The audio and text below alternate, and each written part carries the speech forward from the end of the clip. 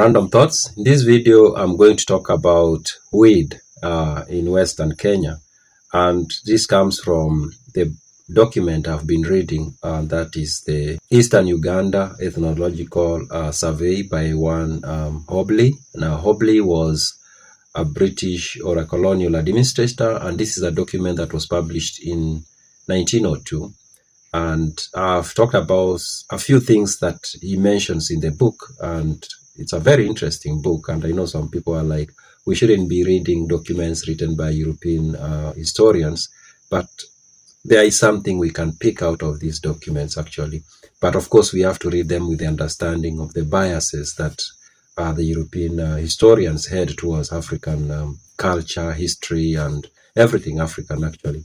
Before I talk about the weed, let me mention something else that I found in the document. And there is a place in the document where he talks about, of course, he talks about the culture and day-to-day lives of the people who were found in what was called then Eastern Uganda. And Eastern Uganda then, of course, was the region between the border of Uganda today up to Naivasha. That entire part of Kenya was considered to be Eastern Uganda. Now, he was talking about the culture of the people who lived in that part of, or in that part of East Africa.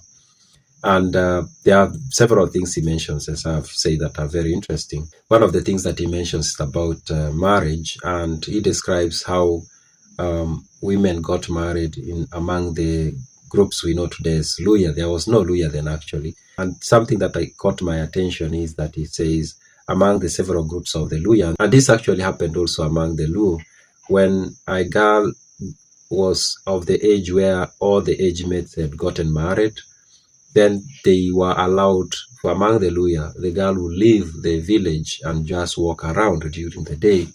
And every man she met on the way, she will ask them whether they were looking for a wife. And of course, many men will say no. Then she will find one who will say yes. But there was a motivation for men to say yes, actually. And the motivation was, if a girl went out asking for marriage from men, then the man who said yes was not going to pay dowry to the extent that the man who went looking for the girl paid. So the man will basically pay whatever they felt like paying in that situation. But of course, we can say it was one way of making sure every woman got married. The same thing happened among the Luo, the way Hobley describes it. And among the Luo, he says the same thing used to happen, but the girl would go to the wealthiest man around and tell them that they've come to cook for them. And usually the man was expected to say yes, and they will also not be required to pay as much dowry as they would have paid if they had gone looking for the girl from her family. Yeah, so those are just a few of the things that I found to be very interesting in the document. Now, coming back to the weed, the bang, he describes, I can say to some extent in detail, the relationship between the people of Western Kenya or Eastern Uganda then with bang or weed. And he mentions that among the Luya, it was common for families to plant weed in their farm. It was for consumption, of course, at home. And he says among the Luya, again, there was nothing like Luya. Among the different groups, there are Goli, Maragoli, and Bukusu, and even Bukusu are not called Bukusu, then he calls them Kitosh or Masawa. He says among these groups, women and men were allowed to smoke weed, and they will smoke it through through water. If you know what I'm talking about. But women were only allowed to smoke weed if they were unmarried. Once they got married, then they were not allowed to smoke weed, and only men will smoke weed.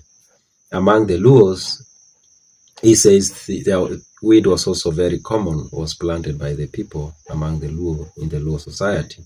But he says among the Luo, only men will smoke weed, and women who were no longer of childbearing age, the old women that is, they will smoke weed. And I found that to be interesting. But then he talks of other groups. He talks of the Nandi, and he says among the Nandi, weed was unknown among the Nandi people. The Nandi people didn't plant weed, didn't use weed. The Nandi people planted tobacco, but they didn't smoke it. They chewed it or they either chewed it or used it as through their nostrils.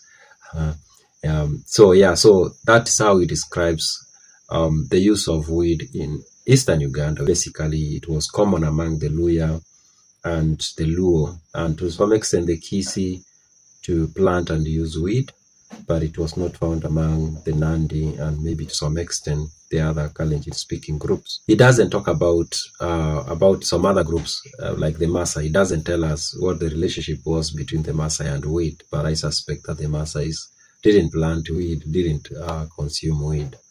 Yeah, so those are my random thoughts.